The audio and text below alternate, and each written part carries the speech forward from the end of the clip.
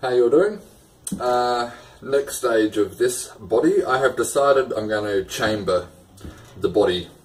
What that means is I'm going to drill a series of holes all the way through a portion of it that will remove a fair bit of weight from the body and also possibly change the sound of it. I guess it's approaching more of a semi-hollow or a semi-acoustic type body, which might open up the sound a little bit more, a little more sustained, a little airier sounding, possibly.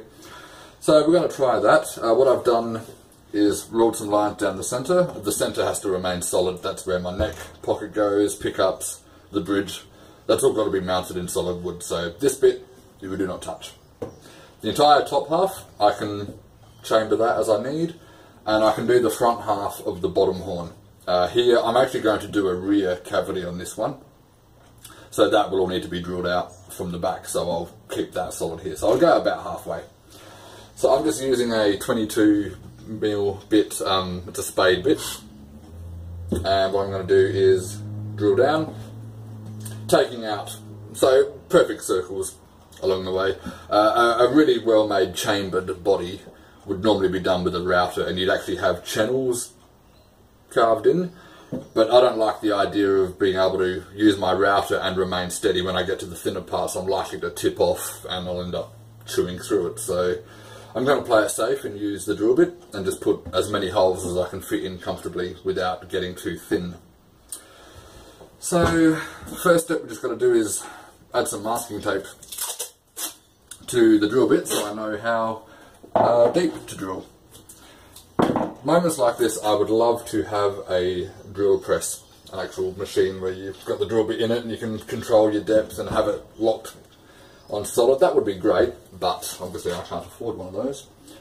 So, just working out how deep I want to go, which is essentially right before the bottom of the numbers. So I put the tape on and this tells me when to stop drilling. So I'm going to start at the upper horn. And I'm just literally going by eye here. I haven't marked out anything. I'm just going to put them where I think I can fit them. I can't get too thin between holes because the wood could chip or split there. So I need to still leave an amount in there.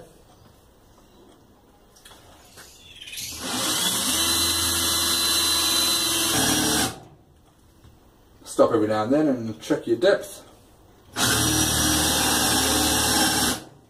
Okay, that's just about right. Downside of the spade bit is it's obviously got this leading point here. I can't have that come plunging out through the back. So I'm not actually going to get the full circle as deep as I'd like. Next bit, so I'm just going to try and space things as evenly as I can.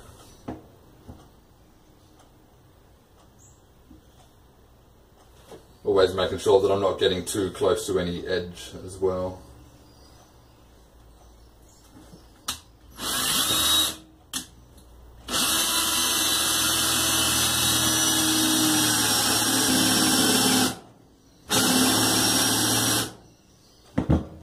I really should be wearing a dust mask for this. I might stick one on in a second.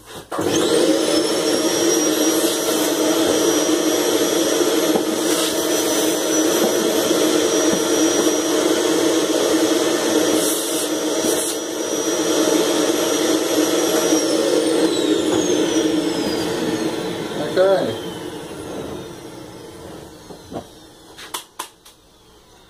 And we just keep going until we're happy with it. I'm going to get a dust mask. Okay. Well, that took way longer than I thought it was going to.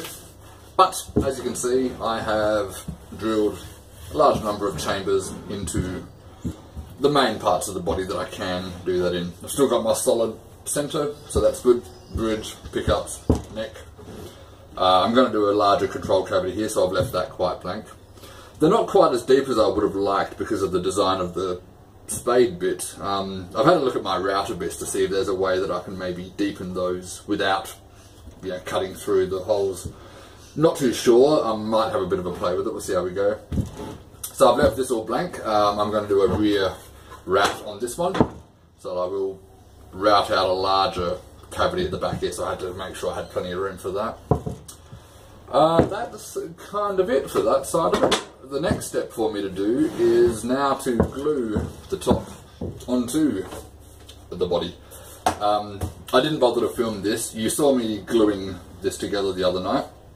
Yesterday I came out here and scraped off the excess glue, it was all dried, and then started sanding it. What I've done is sand using 60 grit, 80, 120 and then up to 240 grit papers bit by bit, smoothing it out. The 60 and the 80 grit removed a lot of material. I had the pencil lines left in the guy who made it had drawn onto it. Got that all levelled out. There was a little bit of a ridge along the join there, wasn't again completely flat. So got that all nice and level, and then went up in grits to smooth it out and get a good smooth surface. The back is still much rougher by standards.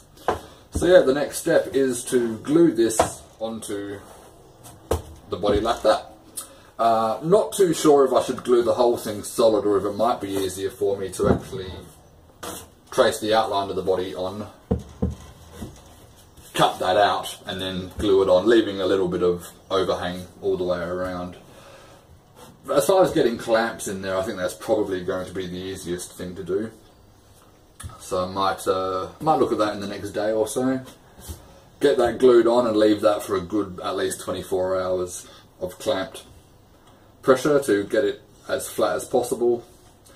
Then I will get a router bit with a bearing guide to come along the edge of this and trim the top flush with it all the way around.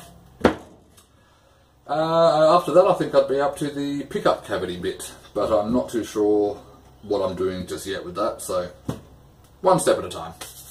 So yeah, the gluing I think is going to be the next stage.